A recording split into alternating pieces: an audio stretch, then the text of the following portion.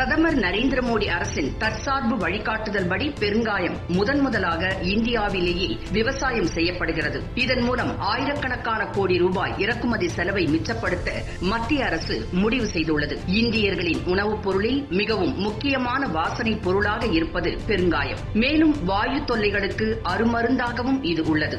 இந்திய சமையலில் நூற்றுக்கணக்கான ஆண்டுகளாக பாரம்பரியமாக பெருங்காயம் பயன்படுத்தப்படுகிறது. இந்தியாவில் உள்ள ஒவ்வொரு குடும்பமும் பயன்படுத்தி வரும் இந்த பெருங்காயம் இதுவரை நம் நாட்டில் சாகுபடி செய்யப்பட்டது இல்லை.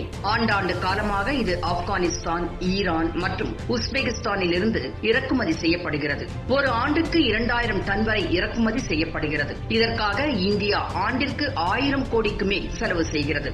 இந்நிலையில் பிரதமர் நரேந்திர மோடி அரசு பெருங்காயத்தை நம் நாட்டிலேயே தயாரிக்கும் முயற்சியில் ஈடுபடும்படி மத்திய வேளாண் துறையை ஊக்குவித்தது.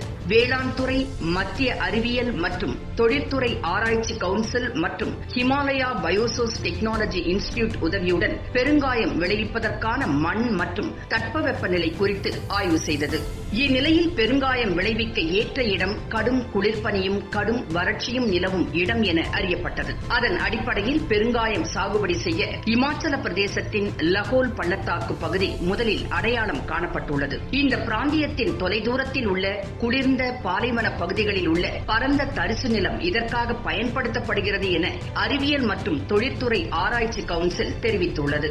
சென்ற அக்டோபர் மாதம் 15ஆம் தேதி லஹோல் பள்ளத்தாக்கின் குவாரிங் கிராமத்தில் முதன்முதலாக பெருங்காய செடிகளுக்கான நாற்றுகள் நடப்பட்டுள்ளன. இந்த நாள் விசேஷமான நாள் என அந்த நிறுவனம் கூறியுள்ளது.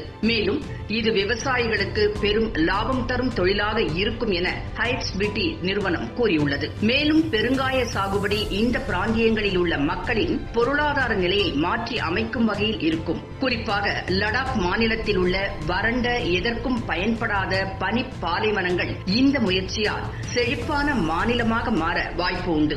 நூற்றுக்கணக்கான ஆண்டுகளாக இந்தியாவில் எந்த அரசர்களும் எந்த அரசும் எடுக்காத ஒரு முயற்சியை சுயசார்பு பொருளாதார கொள்கை மற்றும் நோக்கத்தை கொண்டுள்ள பிரதமர் நரேந்திர மோடி அரசு செய்யும் முயற்சி மிகவும் பாராட்டிற்குரியது என இமாச்சல பிரதேச கிராம விவசாயி ஒருவர் கூறினார். இது உள்நாட்டில் தொழில் மற்றும் விவசாய துறைகளை மேம்படுத்தும். இதனால் உள்நாட்டில் பொருளாதார வளர்ச்சி ஏற்படுவதோடு இந்தியாவும் தற்சார்பு நிலையை நோக்கிச் செல்லும் என்று அதிகாரிகளும் கூறியுள்ளனர்.